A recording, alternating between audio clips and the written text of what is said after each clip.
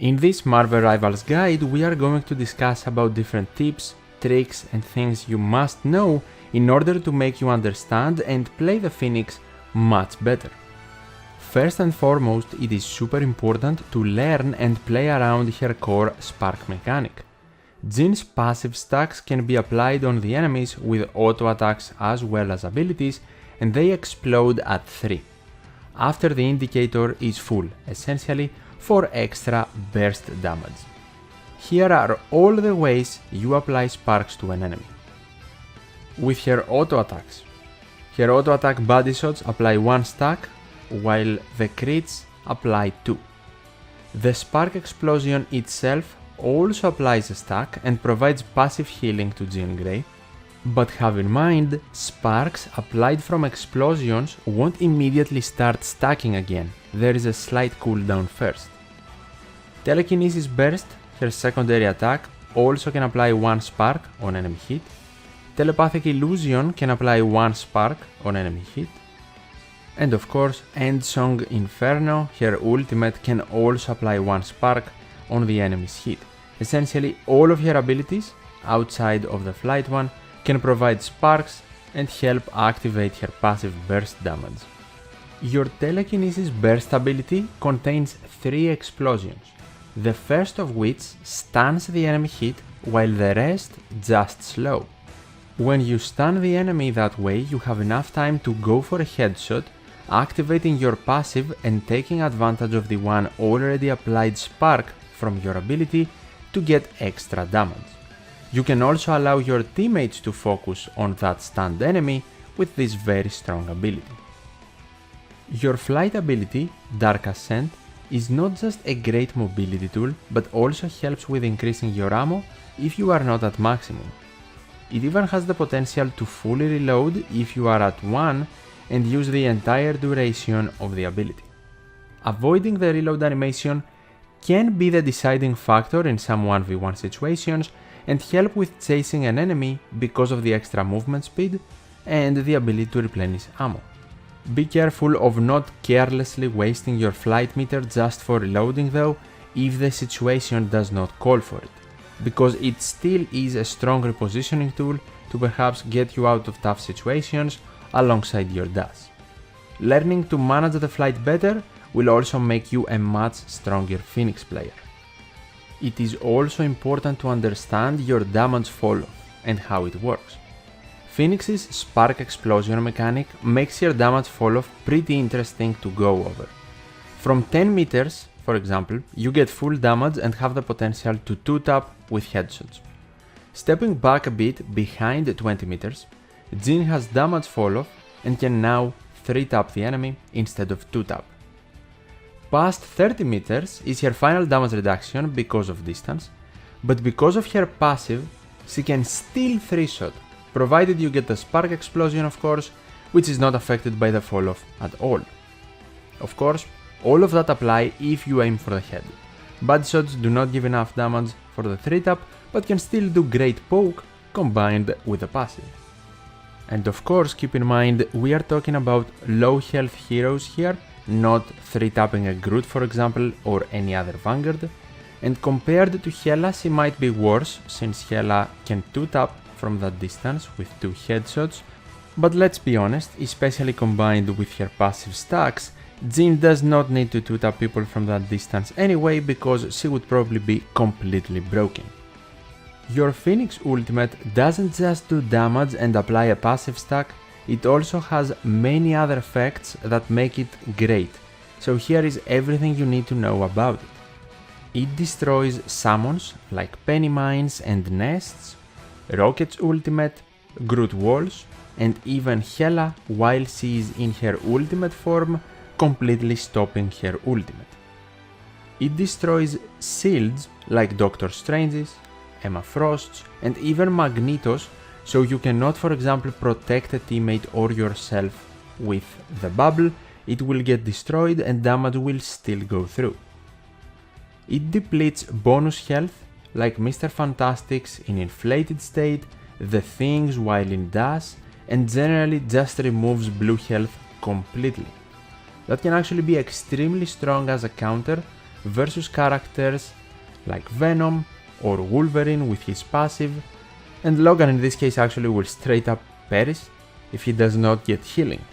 Her ultimate can actually also work as a great counter against ultimate abilities that provide bonus health, like Scarlet Witch's or even Storm's, who doesn't have a lot of ultimate counters, and hitting her with the Jean Grey ultimate leaves her at 40 health, which is extremely good and will allow your team to actually get rid of her. Furthermore, while you transform and you are in the Phoenix form before you start traveling, you are immortal, so you cannot be hit by abilities, attacks, or overall get damaged. Once you start moving, your form can be destroyed if you receive 400 or more damage, and after starting to move you also have 20 seconds of travel time, which, let's be fair, it's plenty. When you land, there will be a blast and everyone in a 60-meter radius around you will be damaged, not just the players on the point of impact. And fun fact, the blast goes through walls as well. You cannot fly through walls, but if for example you dive into a room, the damage will also apply outside of the room walls. On top of that, when you successfully hit terrain and the blast happens, Phoenix goes back to the spot from which you activated her ultimate in the first place, and she fully heals. If for example I am low health and activate it from here, I land, travel all the way, then return to the original spot and regenerate fully. This part is both very lore accurate for Jean Grey and very strong in Marvel Rivals.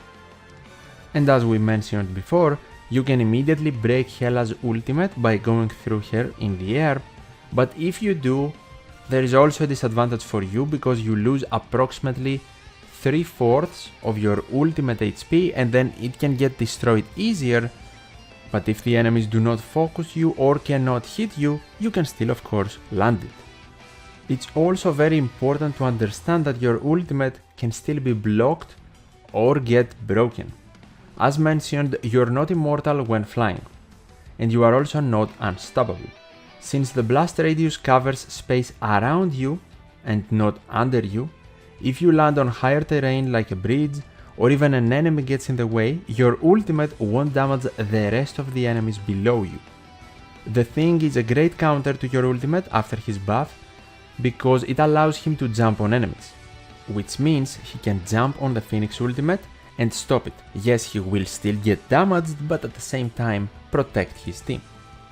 Other characters can also destroy your ultimate, some of them super fast, stopping you from even landing it, like Punisher for example, especially with his ultimate. The next tip will be for your telepathic illusion ability.